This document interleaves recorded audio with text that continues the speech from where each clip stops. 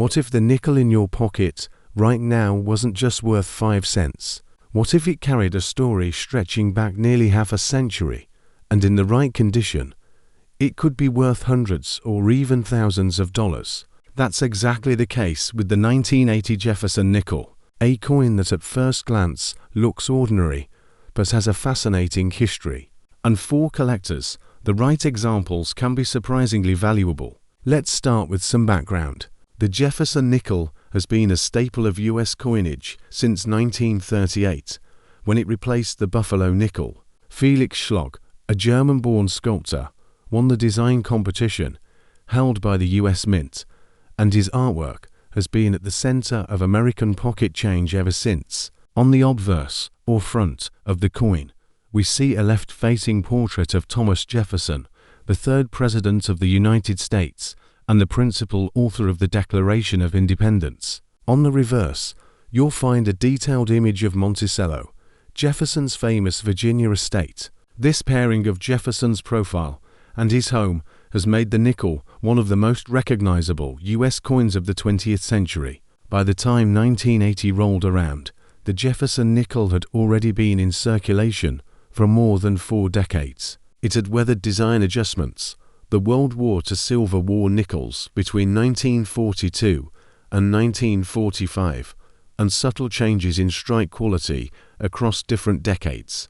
But the coin's essence remained the same: Jefferson on the obverse, Monticello on the reverse, and a place in the everyday lives of millions of Americans. Now, let's zoom in on 1980. This was an important transitional year for U.S. coinage. The late 1970s had seen rising costs of metals and a push to refine minting techniques, and by 1980, the mint was producing coins in massive numbers to keep up with demand. The Jefferson nickel was no exception. In 1980, 3 different U.S. mints struck the Jefferson nickel: Philadelphia, Denver, and San Francisco. This year is especially notable because it marked the first time the Philadelphia mint added a P mint mark to its coins, something collectors now take for granted. Before 1980, Philadelphia coins typically carried no mint mark at all, which made it difficult for collectors to trace the origin of their coins. So, when you see a 1980 nickel with a P mint mark, know that it was the first year in U.S. history that this practice was adopted. That alone gives the coin a special place in numismatic history. Here's a breakdown of production. Philadelphia struck over 657 million nickels with the new P mint mark. Denver produced even more than 735 million nickels with the familiar D. San Francisco, on the other hand, struck proof coins only, with a total of about 3.5 million proof nickels bearing the S mint mark. Put together, that's nearly 1.4 billion nickels minted in 1980, a huge number by any standard. With such large production, you might be thinking these coins can't possibly be rare, and in circulated condition, you'd be right. A 1980 nickel you find in pocket change, almost always worth just 5 cents. But here's where it gets interesting. Condition, rarity at the highest grades, and era varieties are what turn a common coin into a collector's prize. Let's talk composition for a moment. The 1980 Jefferson nickel in a copper-nickel alloy, with 75% copper and 25% nickel, weighing 5 grams and measuring 21.2 millimeters in diameter.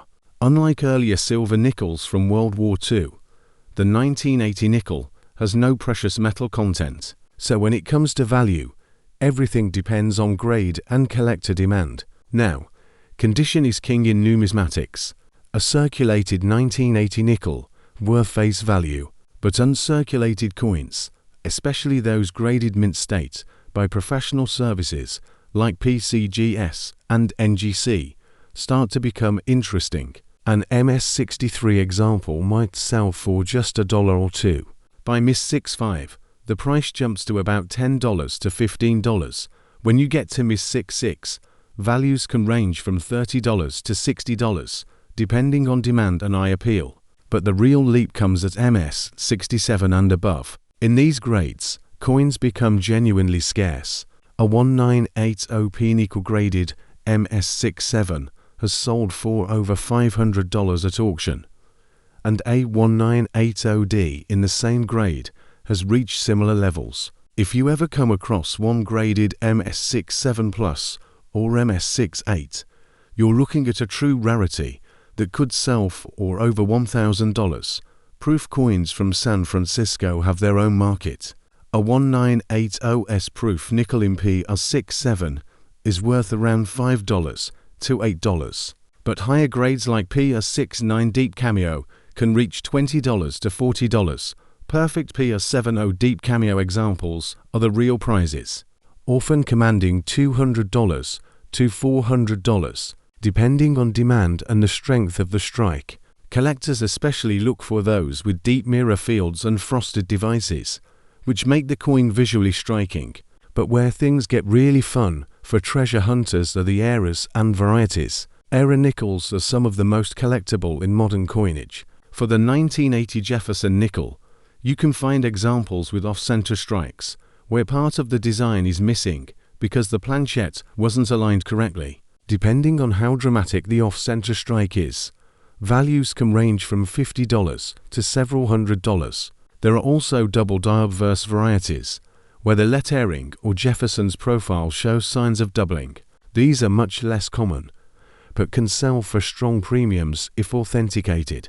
Missing clad layers, although rare on nickels compared to dimes and quarters, have been reported and can fetch hundreds of dollars. Struck through errors, where a piece of debris got between the die and the planchette, can also bring in serious collector interest. Another fascinating point is the first year P mint mark itself. Since 1980 was the first year Philadelphia used the P on nickels, some collectors focus heavily on finding the best possible examples of this coin to commemorate the milestone. This makes high-grade Philadelphia nickels especially attractive at auction. To put this into perspective, let's look at some auction records. A 1980p Jefferson nickel-graded MS67 Plus by PCGS sold for nearly $1,500, setting a benchmark for the series. A 1980D in MS67 has sold for over $700. Even proof nickels have surprised collectors, with perfect PR70 Deep Cameo examples hitting $400 to $500, and era coins, depending on severity, have crossed the $1,000 mark when the right buyers are competing. So, what does all this mean for you? If you come across a 1980 Jefferson nickel, don't dismiss it as just another 5-cent coin. Look closely at the mint mark. If it has a P, remember you're holding the first ever Philadelphia mint marked nickel in circulation. If it's in great condition with sharp details and little to no wear, it might be worth getting graded. And if you spot something unusual doubling, off-center designs, or strange surfaces, it could be an era coin worth far more than face value. At the end of the day, the 1980 Jefferson nickel reminds us that even modern coins can have hidden gems. Most people see a nickel and think nothing of it, but collectors know that history, condition, and rarity all come together to create value. The thrill of finding that one coin in pristine shape, or discovering an era that few others have, is what makes coin collecting so exciting. So the next time you're going through your change, pay attention to those dates and mint marks. The 1980 Jefferson nickel isn't just another coin, it's a milestone in US coinage history. And in the right form, it could be worth far more than its 5-cent face.